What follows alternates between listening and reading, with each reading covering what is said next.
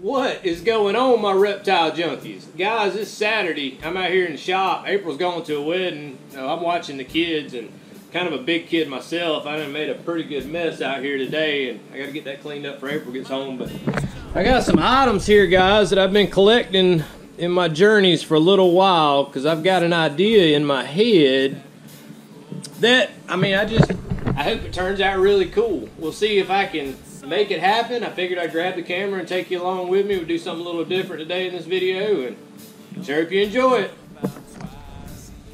Alright guys, for this build, of course, I needed some substrate, so I figured, hey, it'd be a good time to grab the camera and talk to you a little bit about what I do for substrate, give you a couple tips, might help you along the way.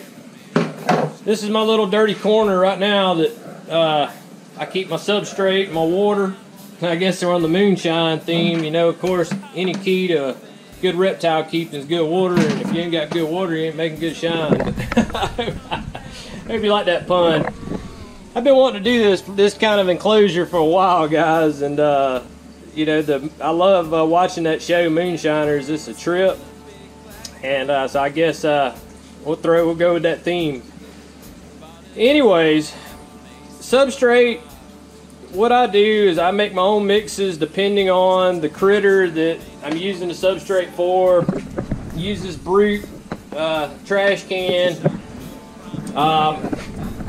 This is kind of my base mix in here.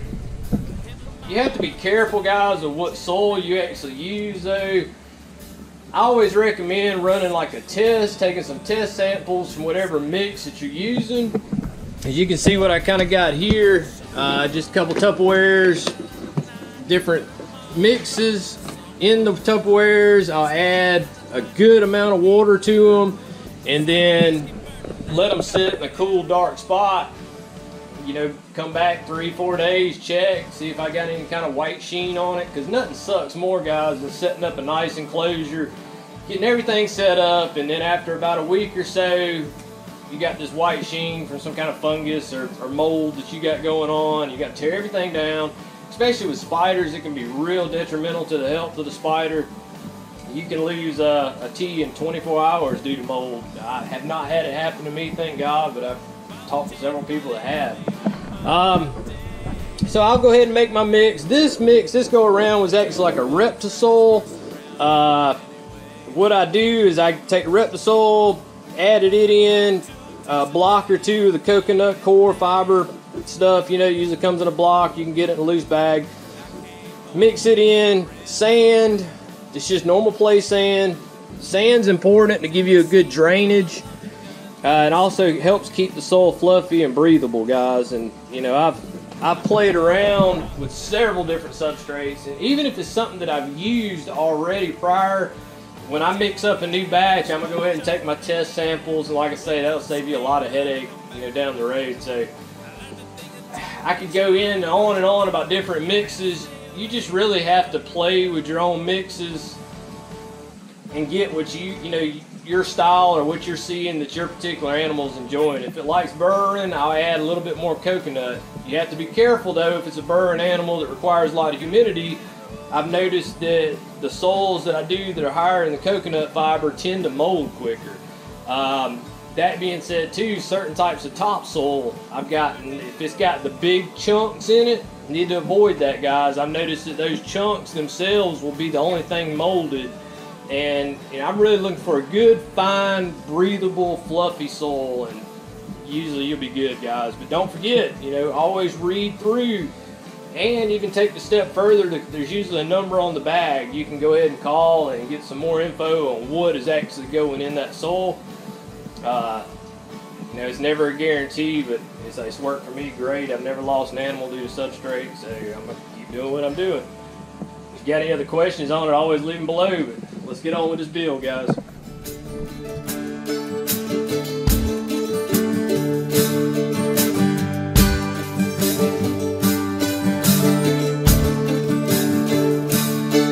My name's John Lee Pettimore, same as my daddy and his daddy before. You hardly ever saw Granddaddy down here. came to town about twice a year. He'd buy 100 pounds of yeast and some copper lime. But everybody knew that he made moonshine. Now that revenue man wanted granddaddy back. He headed up the holler with everything he had. It's for my time, but I've been told you never come down from Copperhead Road.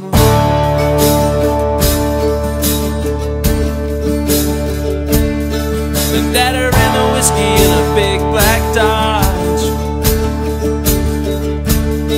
He bought it in an auction at the Mason's Lodge. Johnson County Sheriff painted on the side. Shot a coat of primer, then he looked inside. Well, him and my uncle took that engine down. Well, I still remember that rumbling sound. Alright guys, I sure hope y'all enjoyed that. It was so much fun to do. Here is the completed product.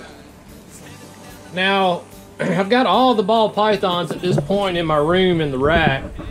I can better manage temperature and watch them a lot better. So that's why they're in there, even the bumblebee. So instead of having this enclosure just sitting here open, I could not decide what to do with it. And like I'd said, I'd collected this stuff for a while.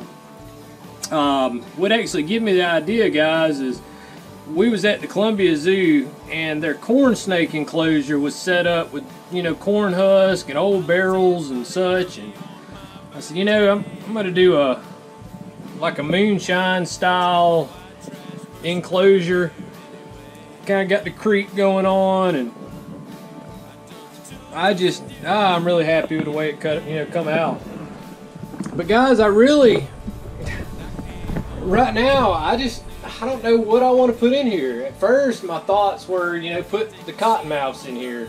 The cottonmouths still got a while to grow, and I got the 2 pygmies, and I got the copperheads. So I don't know. I don't know what I want to put in here, honestly. How about you guys help me out? Leave it in the comment section below which snake you would like to see me put in this enclosure.